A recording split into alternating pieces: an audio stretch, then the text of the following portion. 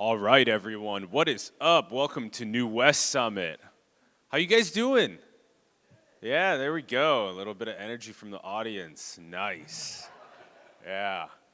My name's Alan Saki. I'm one of the co-MCs with Ricardo Baca. We are going to be introducing the Hemp versus the government panel conversation. Dang, this sounds very aggressive, but this is really important to unpack in all of its nuance. We're really excited to talk about hemp and all of its applications being able to be completely utilized as an agricultural crop. I will be introducing Bob Hoban, the principal at Hoban Law Group, and we will let Bob introduce the panelists. He's your moderator. All right, let's give him a round of applause. Woo! Appreciate it. Good morning, everybody. Thank you for coming out. I know we'll have some people trickling into the room, so I want to get this this PowerPoint up and running here. And once I do, we'll go on with proper introductions. There we go. Perfect. Hemp versus the government. Perfect. All right. So let's start with an introduction.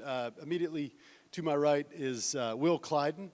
Will is the Chief Executive Officer of Ojai Energetics, a CBD and cannabinoid extract company based out of Southern California. And then to his immediate right is Colleen Kihei Lanier. Lanier, perfect. She's the Executive Director of the Hemp Industries Association, and we're lucky to have her with us as well today. Then to Colleen's immediate right is Cassia Furman. I said Cassia correctly? Beautiful. She's the managing attorney of Vicente Cederberg here in California. It's the first time we've met, but I've heard wonderful, wonderful things about Cassia, so we're lucky to have her. And then last but not least, all the way to our right, is Eduardo Provencio, who's the general counsel of Mary's Medicinals. We'll sort of jump into the topic, but perhaps before we do, just to sort of frame things, I just had some notes that I'd like to sort of run through so we have a fundamental baseline. Because when you talk about hemp versus the government, I think it's important to look a little bit at the history of the laws over the last a couple of decades. And when I say couple of decades, I'm going to dig back even further for just a moment. 1917 in the United States, something called the Harrison Act was passed. And what the Harrison Act did was begin to define the definition of marijuana, quote unquote marijuana. Marijuana with an H nonetheless. And marijuana was the defined substance in the Controlled Substances Act ultimately, but in the Harrison Act it defined marijuana. And this is a really, really important fundamental point. Marijuana is not defined as the entire cannabis plant. Okay? Marijuana is defined as far, far less than the entire plant. Let's imagine for a second that this speaker is a cannabis plant. And the pole that it's on is the stems and the stalk leading down into the roots. That lower portion below the speaker is not defined as marijuana under federal law. Not since 1917, and that definition has remained the same. But if there's resin on those lower portions, resin meaning sticky cannabinoids, sticky trichomes, etc., then those resins are illegal. But most cannabis plants don't contain resin in high volumes. Certainly hemp plants don't, below the top third of the plant. Then the speaker is the flowers, the little stems, the leaves, and ultimately seeds in some oftentimes, depending on the variety that you grow. That part of the plant is marijuana. The stems, the flowers, the leaves, and the resins, no matter where they're present. Now, the seeds cannot be marijuana if they're non-viable, meaning if they can't grow, if they've been sterilized, synthesized, or otherwise. So that's the fundamental baseline. And that's been the definition of marijuana since 1917. That was reaffirmed in 1937 in something called the Marijuana Tax Act, which later made its way into the Controlled Substances Act in the 70s. So the CSA definition of marijuana tracks that definition since at least 1917. And that's important because at that point in time, hemp was a major cash crop in the United States. And the portions of the plant that they exempted below the speaker, that was to represent and to reflect hemp. But how could you grow hemp without growing some part of it that was actually marijuana? And this was the place where we started in the United States with the history of our laws. It was a strange, awkwardly written provision that exists to this day in our Controlled Substances Act, but it frames where we started. Spin forward to the early 2000s, where the HIA is a petitioner in a lawsuit amongst other higher profile at that point in time hemp companies. And they sued the DEA because what the DEA tried to do right there is say, if THC comes from those exempted parts of the plant or other cannabinoids, the DEA said, that's a controlled substance too. Well, the HI said, not so fast. It's exempt. These are the exempted parts of the plant. If they're the exempted parts of the plant, therefore, something that comes out of the exempted parts of the plant is also exempted and not unlawful. Now, there's one other little thing in the Controlled Substances Act called THC, tetrahydrocannabinol. It is defined in the Controlled Substances Act separate from marijuana, but it's been interpreted by 2 federal courts to refer only to synthetic THC. That decision is where we stand today. But my point being that in 2003, 2004, the HIA achieved a verdict, a judgment from the Ninth Circuit in California, a federal court, which said that naturally occurring cannabinoids present in the exempted parts of the plant are also exempted. In other words, legal substances. This is a door that people began to drive through. When I was hired by some of the early movers, Cannabis and Hemp Meds, almost 10 years ago, to tell them whether what they were doing was legal or not and help them develop a strategy, it was based on that premise, that they were selling products derived from the exempted parts of the plant. Spin that forward to 2011. In 2011, the rulemaking process, a regulatory process begins at the federal level where they start to examine something called marijuana extract. And they said, what does this mean? And from 2011 until ultimately December of 2016, this definition of marijuana extract laid out there. But there was an intervening event between 11 and 16, and it was the 2014 Agricultural Act, the Farm Bill as it's known.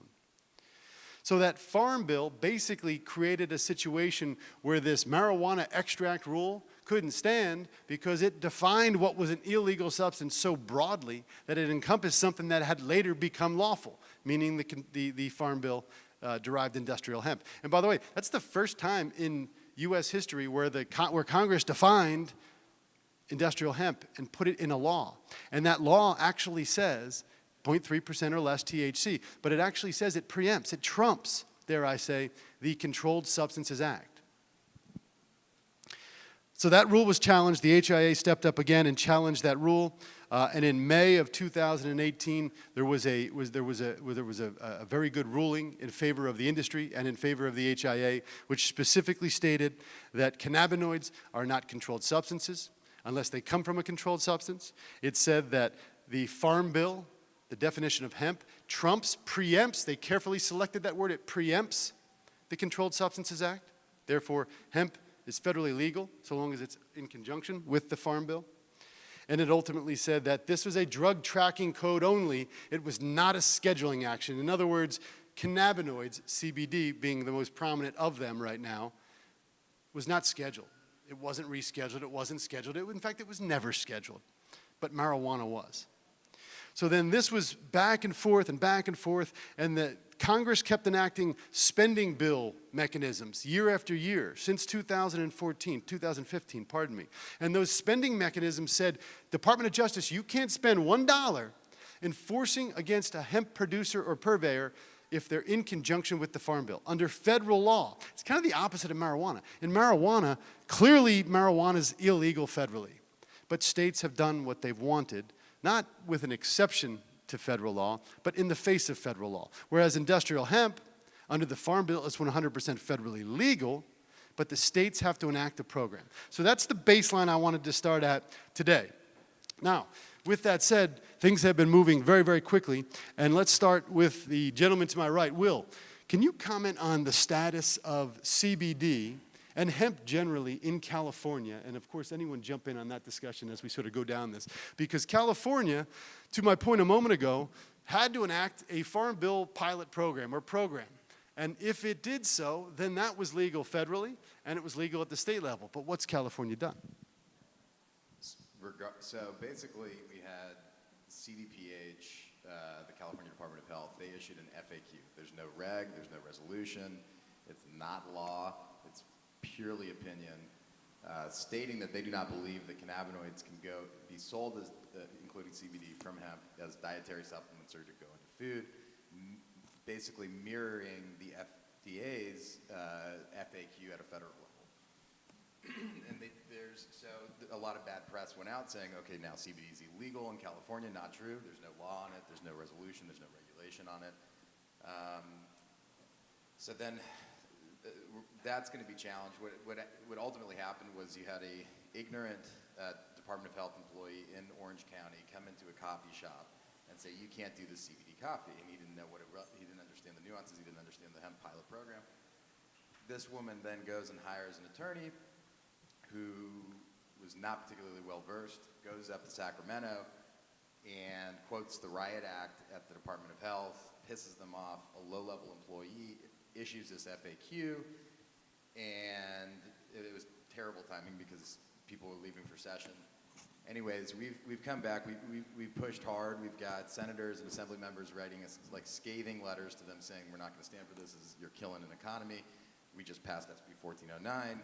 Which is opening up the hemp economy for flower production and getting in compliance with the Farm Bill, and was not very popular. So then, with pressure from Governor Brown's office, they stated essentially that, like, this happened in a vacuum. It was not, they had no idea that they would have even an issue from it, which is, they have no idea of what's coming, I guess. We haven't even let them out, the lines, but essentially, we've already briefed Gavin Newsom. He's very pro-CBD and cannabis. We've got senators and assembly members ready to pass a ledge resolution. Same thing happened in Colorado before, and ultimately their fear on some level is government funding if they're not in compliance with FDA. In reality, it's a non-issue. Colorado did it with Hoban guiding them, and so they're going to be talking with our CDPH, and we're going to get it resolved. And there's no enforcement action on it. So just let me just highlight this, and then we can certainly field a question along the way. Please do raise your hand if you have a question. So this sort of highlights something that I would call the difference between what's legal and what's not, and what's regulated and what's not. So regulatory versus legal. If you're not a lawyer, you might think it all means the same thing, but there is a distinction here. What's legal and what's not can ultimately lead to someone doing something that has a criminal repercussion, right? Versus if you're doing something that's just not regulated, certainly there can be criminal repercussions for producing a product that doesn't follow regulatory procedures, but it's more about what agency can or does regulate. So Colleen, using that example, how important is it for a place like California, using it as an example, to say, you know, here's what the Department of Food and Ag, the Department of Ag effectively allows, and then here's where the Department of Health has to do something or has not done something?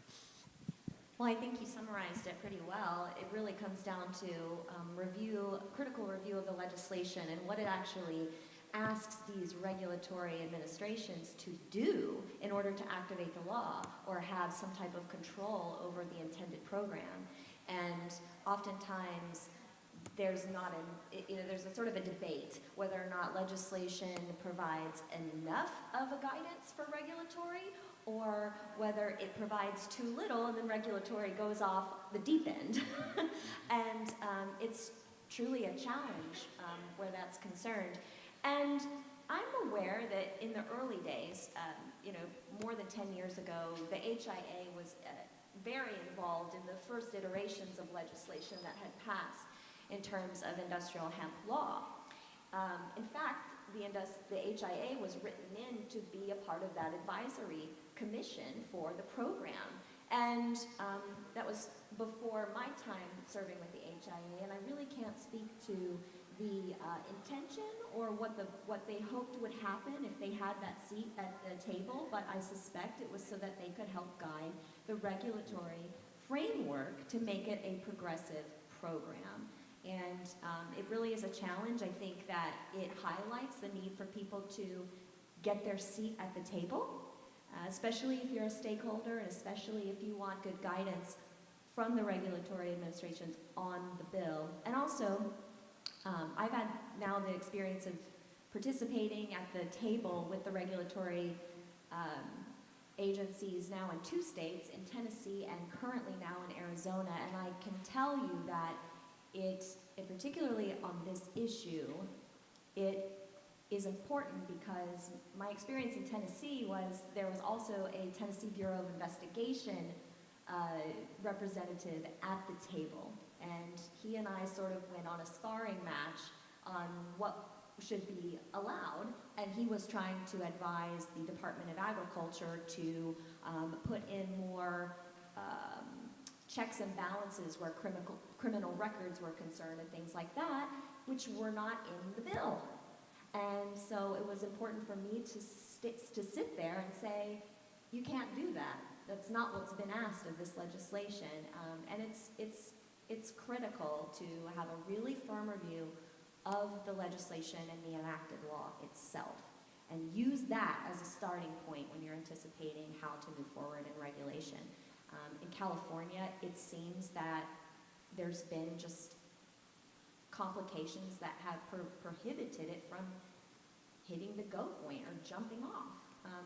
And Will, maybe you can speak to why you think that is, because I know there's been a lot of criticism, and unfortunately, because HIA was written in that original bill, there's been a lot of criticism of this association for not being, I guess, aggressive enough on making sure that the program was jumping off. And it's unfortunate, but that's the way it's been. So Kasi, I want to ask you a question, but the gentleman in the third row here, you had a question. I want to make sure we get your question answered. Yeah, I'm just wondering if you could clarify, when you say something that when CBD is in compliance with the Farm Bill, what you mean by that, because there's just so much confusion out there as to what I think that means. Okay, so let me put it this way. A federal court has conclusively determined that the Farm Bill in its present form, 2014, that industrial hemp that's compliant with the Farm Bill it preempts the Controlled Substances Act. So that plant is not a controlled substance. And absent legislation that advances that point, anything that comes from that legal plant also is not a controlled substance, unless Congress specifically defines it to be a controlled substance. So, for example, CBD, cannabinoids are not defined as controlled substances anywhere, but for THC, and as I mentioned a moment ago, that's been defined by the only 2 courts that have addressed that issue as synthetic THC. But you said that you're not answering the question. Sure. What does it mean, compliance with the Farm Bill? That's a great question. That's the greatest question of the day, and I'd appreciate you pointing that out. So maybe, Colleen, and then you can pass that down to Kasia, please. Sure. So there is a definition for hemp in the Legitimacy of Industrial Hemp Research Amendment. That's what's in the Farm Bill from 2014. And that definition does not exempt any part of the plant. In fact, it says all parts of the plant, from the genus Cannabis, containing no more than 0.3% of 1% THC. That's the definition of hemp. And because it does not create any limitation on what parts of the plant could be used or anything like that, that means that when they're referencing what can be cultivated in the United States under the Farm Bill, it's whole plant hemp that has no greater than 0.3% of 1% THC. And CBD is a constituent, a chemical constituent, a cannabinoid of the hemp plant, and therefore that's what gives it the coverage. There's so much confusion Yeah. about that. Is that you're, it's CBD from the stock only, or CBD. Well, So that was before the Farm Bill. All right, so before the Farm Bill, only extracts that could come from those exempted portions of the plant, which scientists will tell you is a dubious claim. Yes. Okay? Only those types of extracts would be legal substances because they came from an exempted part of the plant, and therefore they were also exempted from the Controlled Substances Act. They're not controlled. But again, science might tell you that you can only get you need a lot of biomass to get an appreciable amount for commercial quantities of cannabinoids from that. But what the Farm Bill did in 2014 was threw it on its head. and said the entire plant from root to top is legal so long as it's Farm Bill compliant. And what that means today, generally speaking, is that a Department of Ag in a state has enacted a program for permitting and licensure of farmers, and that creates plant matter that is lawful under the Farm Bill, both federally and within that state. So how is it that the DEA says CBD is a Schedule I substance? From marijuana, not. Well, yes, and I'll do that, and then But well, they're not legislators and they don't write law. yeah, so let me hit this on the head and then pass it down to the other end of the table, because I feel very strongly about this. The DEA, when pressed, why do you believe that cannabidiol, CBD, is a controlled substance? Their response in writing, in the press, anywhere else you could find it is because it's a derivative of marijuana, okay? What if it's not a derivative of marijuana? That's the point. If it is a derivative of lawful industrial hemp or the other 25 plant species that contain appreciable amounts of cannabinoids? What if it's a synthesized CBD? What if it comes from humans? Human breast milk contains tremendous condensed quantities of CBD. So what if it's in those things? This is what leads to the definition of the source rule. The source of the cannabinoid dictates whether it's legal or whether it is not legal. The source of the cannabinoid. So if I took a marijuana plant and I extracted xylitol, which is a sugar, right? If I extracted sugar from marijuana, that sugar is a controlled substance. Not because it's sugar, because it came from a controlled substance. The source from which it came was illegal. So that's the baseline that everyone needs to understand. And when Epidiolex was recently approved, it was approved as a derivative of marijuana, not as CBD. CBD was not scheduled. CBD was not rescheduled. But Epidiolex instead was scheduled. So we're starting to get a little bit further afield here, but fundamentally, you have to understand that cannabinoids are not identified in the Controlled Substances Act, but for THC. So the source of the cannabinoid dictates its legality or lack thereof. So, Kasia, just to get down to the other end of the table, things are complicated in California because we have a marijuana regulatory agency called the Bureau of Cannabis Control. And the leaders of that agency take that term cannabis very seriously. So instead of saying you have a Department of Ag regulating hemp, for example, which is cannabis, but it's defined separately, grown as an ag crop, and then later processed as a food or a supplement, perhaps governed by the Department of Health, the Bureau of Cannabis Control is saying, wait a second, we think we control this stuff in addition to marijuana. Doesn't that complicate things? Well, and it's actually 3 agencies in California, as many folks in the audience, I'm sure, are aware. Bureau of Cannabis Control, the Manufactured Cannabis Safety Branch, which has been, the big issue with hemp-derived CBD and cannabis products in California, and then the Cal Cannabis, which is a division of the CDFA, which CDFA will ultimately implement Senate Bill 1409 here shortly, which is great news for California. And, as with anything in California, the sheer number of regulatory agencies that have oversight over these products and processes, doesn't help the situation. And it's MCSB, which is a division of the Department of Public Health, that has sort of taken a stand with the Food and FSB, which is another division of the Department of Public Health, and has taken this bulletin, the FAQ that went out, and just ran, I'd say, even wilder with it in the cannabis context. So I'm talking about using hemp-derived CBD in cannabis, lawful commercial cannabis products in California. And when you mentioned, Bob, earlier, and Will, and I think rightfully so, and agree with your analysis, the difference between regulation and law, and what's legal and what's an opinion, I think that the possible greatest area of concern for people in terms of enforcement of these overly stringent and misinformed provisions that the Department of Public Health and its agencies are taking are probably licensed cannabis companies in California, because they do have written into MCSB provisions, arguably violations that could constitute, faults on your license, and It's a new regulatory program.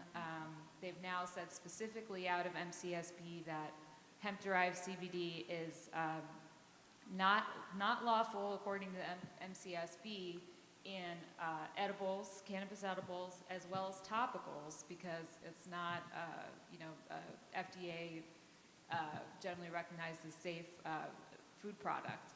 And most recently, the MCSB, when pressed by some clients of ours and probably others in the industry, has taken the position that it's not allowed in vapes either, by citing dietary supplement guidance from the FDA. Obviously, vapes are specifically determined by the FDA not to be dietary supplements. It's a different product, different delivery method, different regulations, but MCSB is kind of doubling down on this issue, so I do think it's a concern for enforcement for both cannabis retailers and manufacturers.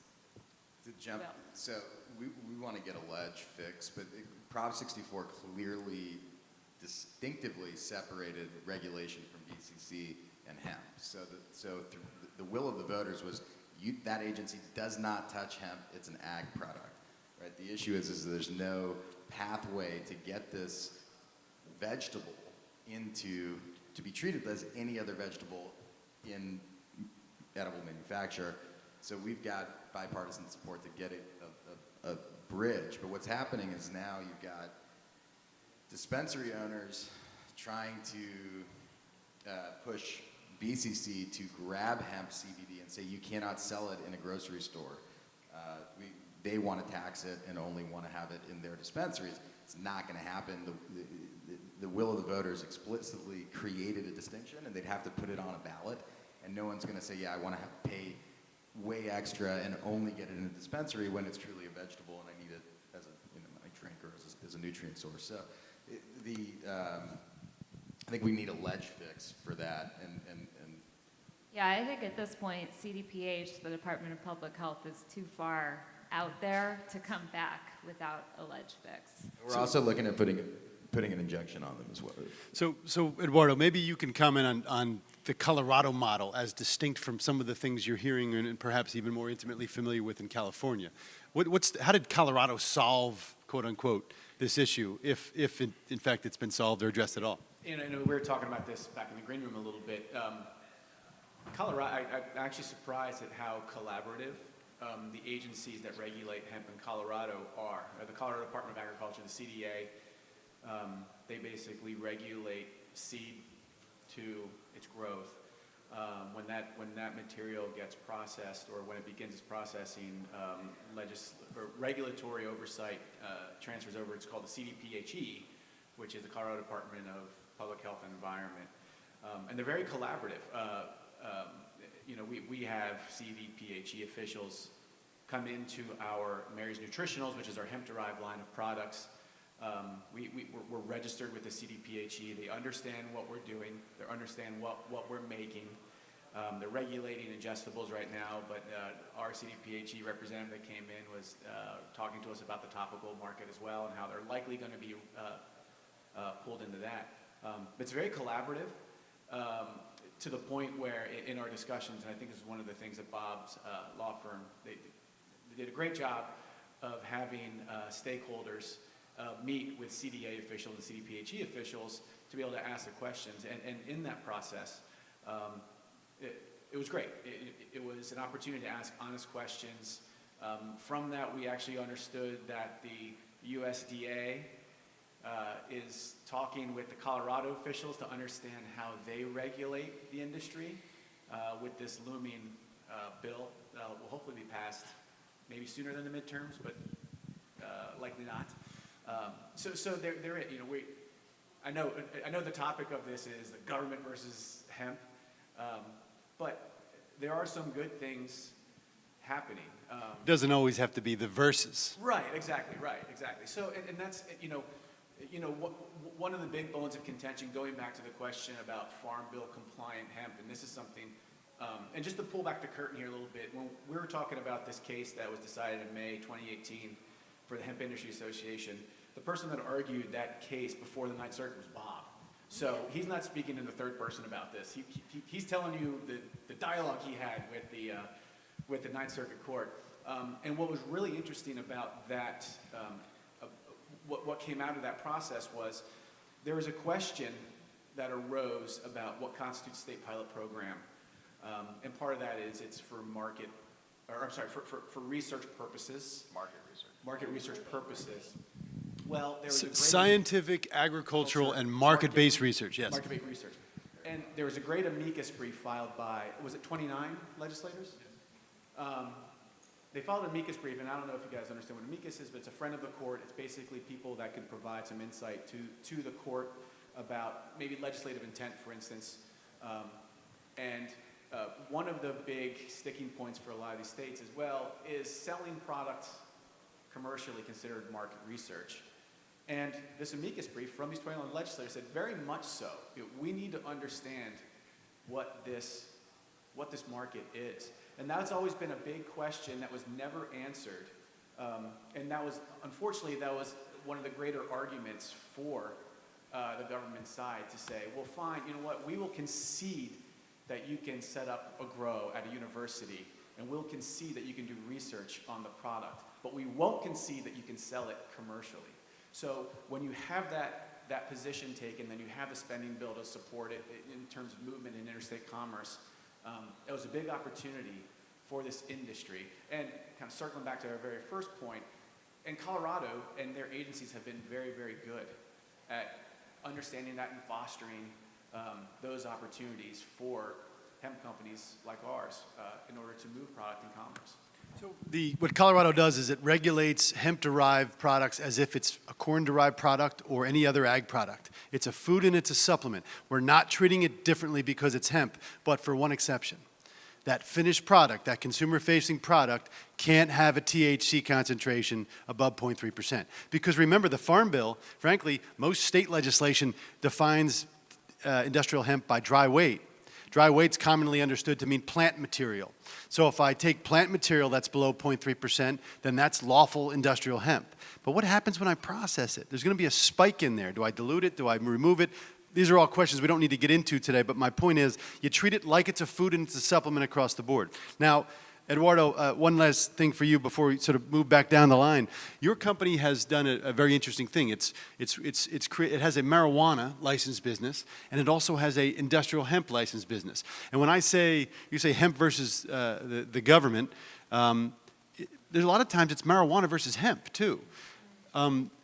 What's the wisdom of a marijuana company fighting the industrial hemp industry versus simply structuring and playing with everybody else? Right. I mean, it's interesting.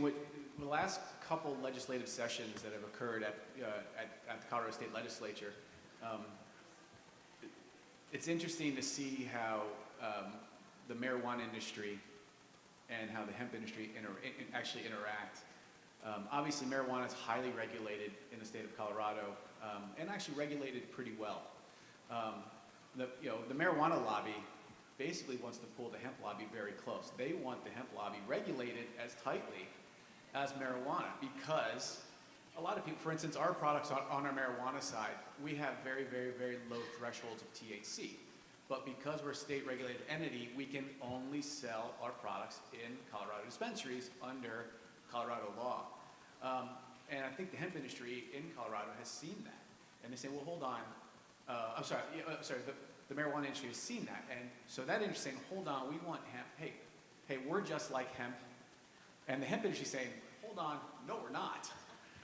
That's not true at all. So it's interesting to see that infighting. From our perspective, the reason why we have two different companies is it's twofold.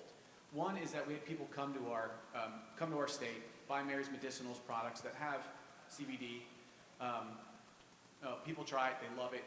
We have a weird demographic in that we skew a little bit older. We skew a little higher on first-time users, people that actually may not have experimented with marijuana before. And then they leave the state and they say, we can't get your product anywhere. We love the medicinal quality we got from your patches or whatever. What do we do now? And that created a market for us. Say, okay, well, hold on. Let's do a hemp-derived product that is CBD, intensive. In all honesty, it contains virtually the same amount of THC, which is very little, in the product. And unfortunately, the other side of it is are the 280E tax implications. You know, we actually operate under about a 9-company structure. We try to narrowly carve our 280E tax liability to a point where, you know, our Mary's Medicinals LLC Colorado licensed entity is taxed at an effective tax rate of about 80%. So if we can segregate some of our labor costs, if we can segregate some of our other costs, and honestly, and do it, I mean, obviously do it, you know, under, you know, in accordance with the IRS laws, but if we can segregate and share some of those costs and actually raise some revenue with another revenue stream, it actually helps on both sides. So Yeah. So one of my 15-year-old daughter comes to these things a lot with me, and she always jokes. She says, "You always start, Bob, with this premise that hemp is not marijuana, and you define the two, and that's not baseline information. That's what Colleen was alluding to a moment ago." Kasia, does the new Farm Bill, maybe you could talk generally about it, but does that solve the quagmire of hemp is not marijuana? Does that sort of draw that line in the sand and send the message to states and federal regulators all over the place that this is a different crop, a different product? Well, yes and no, and I'd be interested to hear, you know, I think this is a great one for the panel at large. I mean, it does reiterate and solidify in a permanent sense the definition of hemp that Colleen was reiterating, which is, you know, pegged to the 0.3% THC or less and exempting that completely from the CSA. But to the extent that, you know, there's always going to be the fact that it's the same plant essentially, or different, you know, subsets of the same plant that are going to continue to make that differentiation, you know, difficult, I think. And the fact that, you know, DEA is rather obstinate in its position, it'll be interesting to see, based on, in particular, the FDA recommendations to DEA, which essentially found CBD to be, you know, completely, you know, lacking in habit-forming tendencies and. In fact, didn't the FDA in that make a recommendation to the DEA that this should not be a scheduled, Exactly. you should not treat this like it's a scheduled substance, which tracks the World Health Organization and Yeah, the that UN. was a really interesting memo for any of you out there that are interested in some light, you know, 25 pages of regulatory memorandum from the FDA, but I found it quite fascinating. But I think it will advance the separation and the creation of hemp as a separate industry.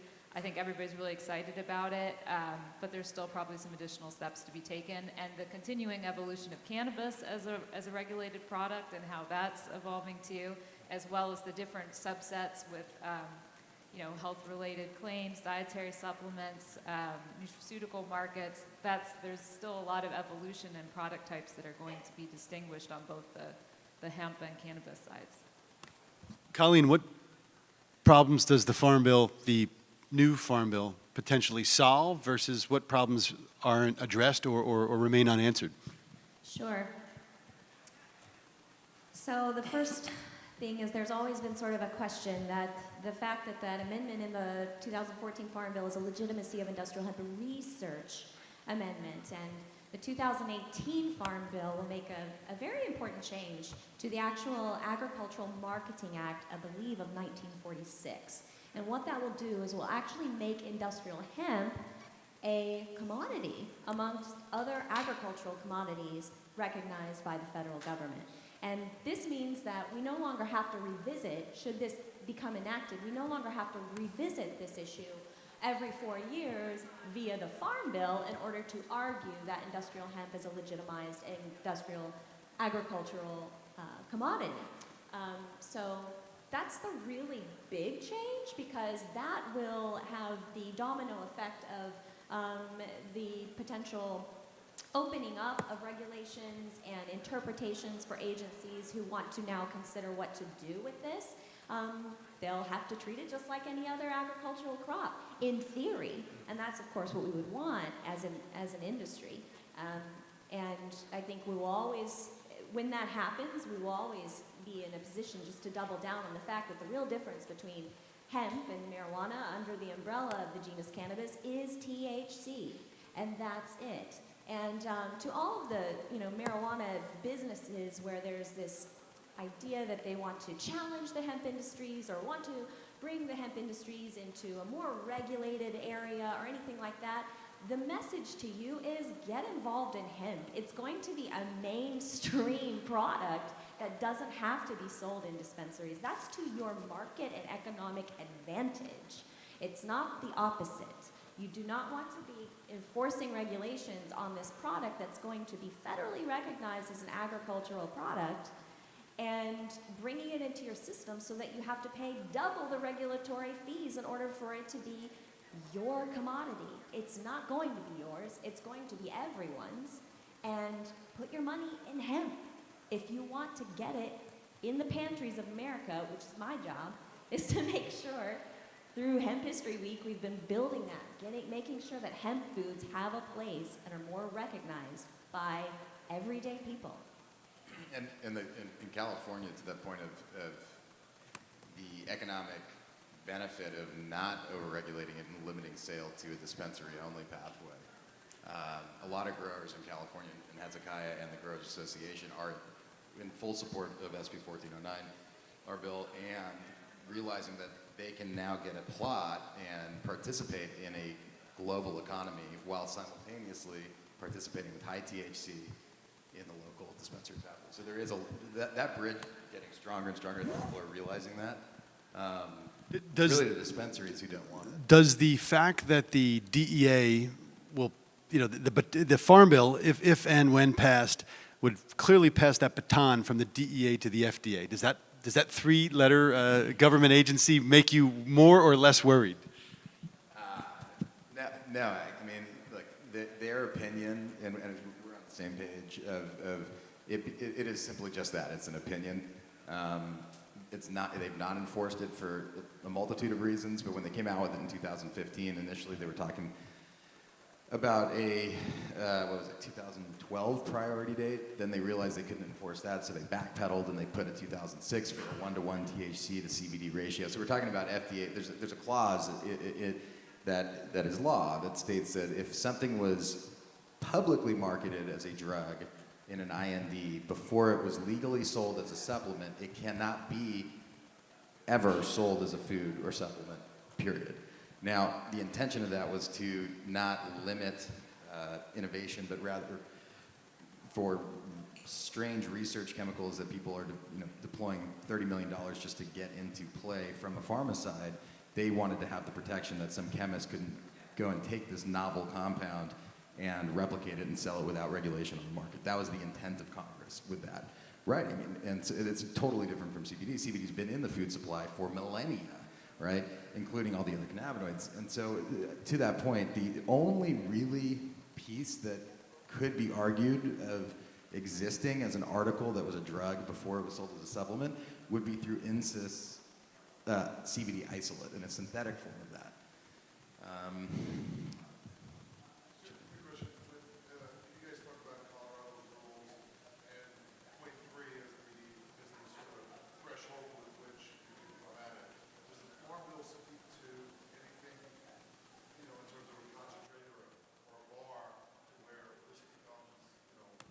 Anything above 0.3 is now. The question is, can you speak to Colorado's law and talk about whether the THC levels in the finished products, if that spikes, if that carries with it another repercussion or not? Does it go across every state?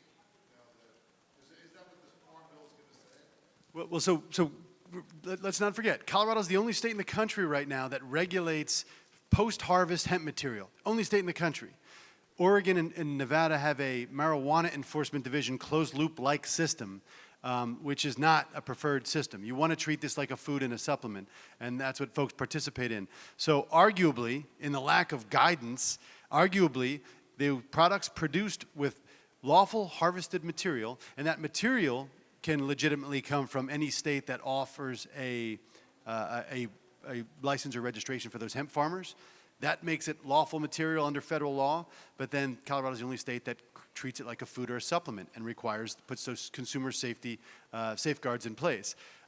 What happens if there's material that ultimately goes hot in the process of processing those finished goods? Right, I mean, and that was one of the great discussions we had. Actually, before we go, do you have a question? I'm sorry.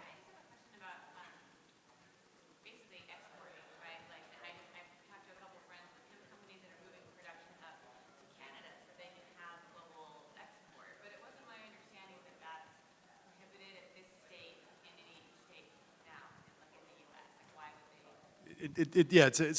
Import export, we could do that for 90 minutes alone.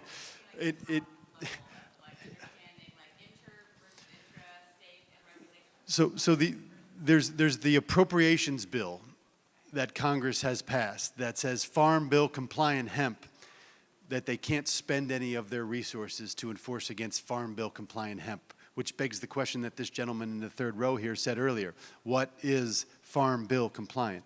We have a pretty good handle on what that means, but that cannot be intercepted or intersected in interstate commerce by the Department of Justice by this appropriations amendment. There's a case right now pending in West Virginia that will be very telling about what is Farm Bill compliant or not, where seed was imported into West Virginia, and the federal government has brought a suit against that farmer. Colleen, maybe you could comment on that. There's a problem in West Virginia. And The first one ever, by the way. The first problem in West Virginia. West Virginia's hemp law, the definition for hemp in that law does not, it doesn't sync up with the rest of the country, in fact. It's up to 1% THC in West Virginia. That's the hook. That's the problem in West Virginia. So in other words, you go ahead. I'll just say, so you're growing something above 0.3%, and then in West Virginia, under state law, that might be permitted, but under the Farm Bill, that wouldn't be compliant, and that's allegedly what happened in this case. So Farm Bill compliant hemp produced in California can be exported to any state in the United States. Can it be? Not any There's state. You got to have reciprocal programs. Compliant California. There's no, yeah. Once CDFA sets it up, then yes. But that's at a federal level, right? At a state level, and what we've seen is early on pharmaceutical lobby push, state by state, when they couldn't stop it. So that first they lobbied the FDA, right? Now the FDA realizes that opinion is really not enforceable, and so it's going to be, so to answer that, one, yeah, it should be regulated like any other dietary supplement or food. Two, there's a clause in the legislative language that they're quoting that states that it can be overridden by a public petition by the Department of Health and Human Services, right? Yeah, and so even GW has made comment that they are willing to support this override. They just want basically the 99% isolate, and they want to make drug claims. So no, I'm not worried about it. I think, but it is still going to be, so it's never fun. Right? But and this goes a little bit to the education part that all the stakeholders in this room hopefully can actually participate in. There are a lot of states that claim to have quote-unquote hemp laws that the THC requirement is well above the 0.3% by dry weight. Well, that's not hemp under federal law. That is a wholly regulated intrastate, not interstate, intrastate concern. I think Virginia had a law similar to that for a while. I don't know if they've changed it, but obviously West Virginia does. You can call it hemp, but it's not hemp. Yeah. It's a marijuana law. And I'm sure that's probably a political, that's a... And then what about global export? So different countries have different thresholds too. So Europe has like a 0.2. So one thing, for purposes of importation, technically, the Farm Bill doesn't apply to imported material because the Farm Bill is for domestic production. So if I'm going to import hemp-derived material, that hemp-derived material has to be derived from the stalk, the exempted parts only. It should not be derived from flower, resin, high stems. That's the test for import. So it's different. The test for import material is different from domestically grown material. Could you answer the question about what happens during the extraction and it goes? So the question is, what happens during the process if the percentage, so it goes above 0.3%. So the Colorado Department of Health and Environment, our FDA equivalent, has said, look, this is not uncommon. Look at kombucha. Look at orange juice. When you're processing it, it becomes a regulated alcohol product, but that it becomes alcohol under both state and federal law. But you can't sell alcohol over the counter to anyone, but by the time it's in a finished product, it's below that standard. So that's I I hate to put it this way, but it's sort of the don't ask, don't tell part of the regulatory process. It's the part of the process where you say, we understand that there's going to be a spike, but this is not unusual in any other industry where they handle something that could become an alcohol or something else that might be controlled or regulated. As long as when it comes out the door and it goes onto a shelf and it goes into a consumer's hands, it's below that 0.3% threshold. Other states are going to treat that differently. Is that a recent resolution? Well, that's been Colorado's policy for going on 3 years now. And now it's in statute. It is. Question back. Yes, sir.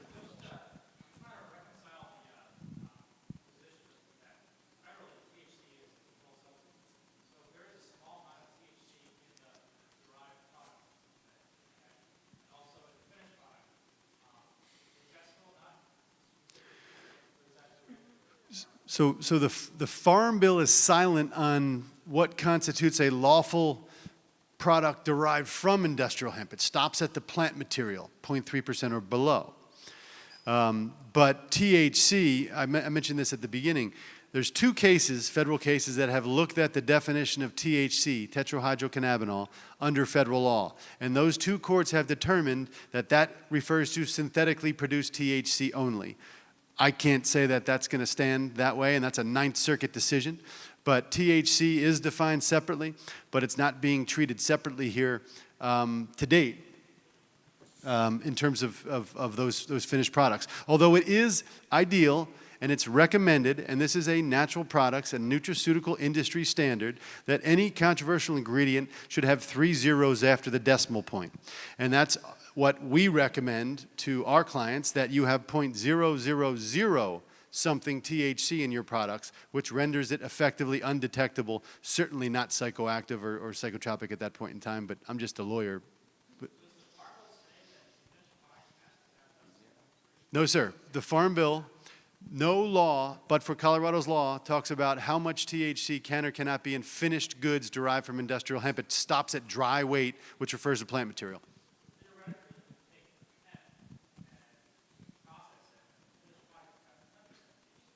Yes, you can. I would never, ever recommend that to a client or anyone in this room. But at the end of the day, if THC, this is where, if somebody did that and the feds got a hold of that product, this is where the federal courts would re-examine those cases I mentioned a moment ago, where they say, oh, THC only means synthetic THC.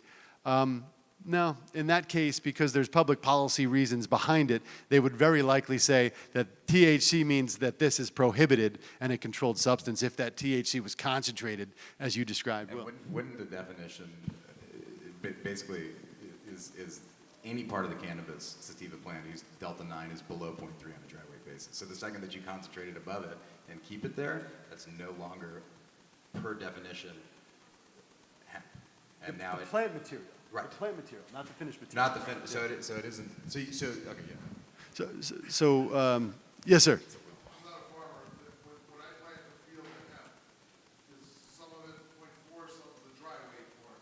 How much concentration and how much variation is there among the plant? So this has been a source of a lot of debate and controversy testing. Sure, that comes down to the particular variety, and there's hundreds of varieties of hemp, and what their particular genetic makeup is at the seed and what we know about the genetics itself. But all of that can change based on the environment in which it's grown, including the soil and also the photoperiod, the season, if it gets particularly hot. In Tennessee, we brought in Italian varieties, Carmengolas and Sonata. They've tested hot repeatedly. And it's not the genetics, it's being grown in Tennessee in summer and the soil, perhaps. I mean, I can't say exactly what all the factors are, but it's the environmental factors. So there's no silver bullet answer for how the genetics are going to respond to the environment they're being grown.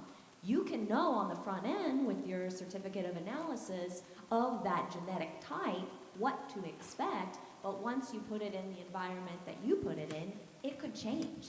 And that's really critical for everyone to know. When we were talking in the early days about variety trials, everyone was laughing and saying, oh, hemp used to grow here, hundreds of years ago. It's going to be foolproof. You guys are silly. No one would thinking, well, it hasn't been grown here in 100 years, and it's no longer acclimated, and we're not silly. We need variety trials.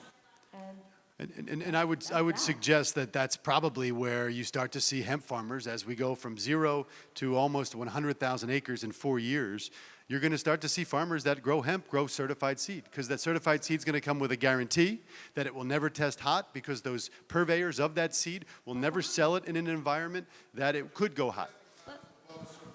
Above 0.3. Right. But just to point out, though, Bob, Carmangola Cincinnati is a certified variety. So still, But that's it where comes down to bioregion.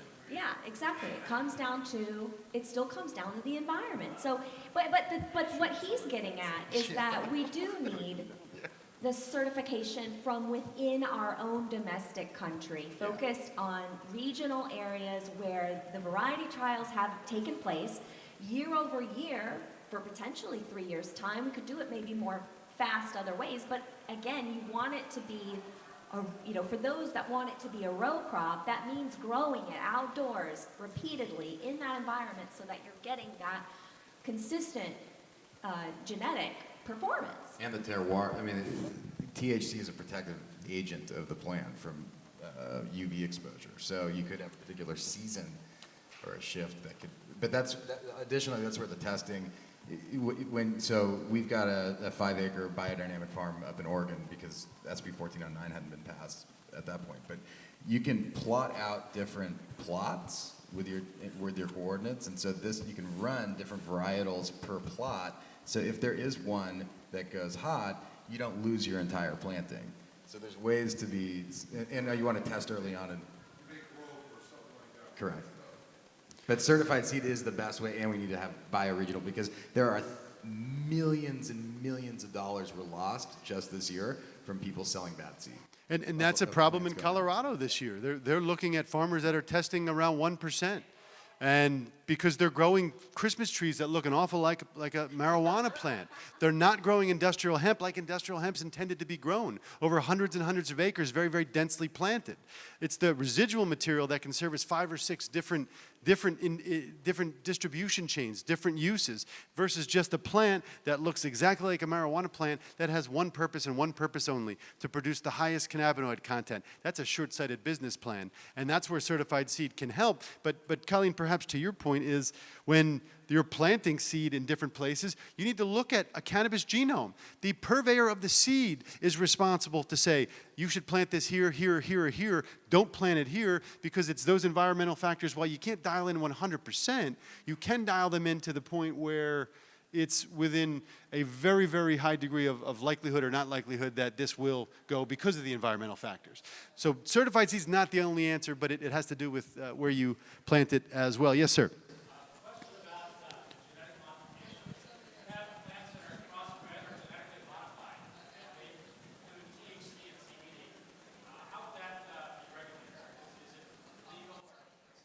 Genetically modified hemp seeds, anyone? Seeds generally. Genetically modified plants and hemp. Wait, was your question about the THC level? Oh, GM, transgenic. Yeah, no one's regulated that. I mean, that would be a whole other realm. CRISPR has been introduced already. So listen, we're at a little bit after 10. We were supposed to stop hard at 10. Nobody's come to get us yet. So I'd like to start at the end and just a closing thought or comment about challenges that we see state by state, challenges as we see government regulating, and what are some of the top things in your mind?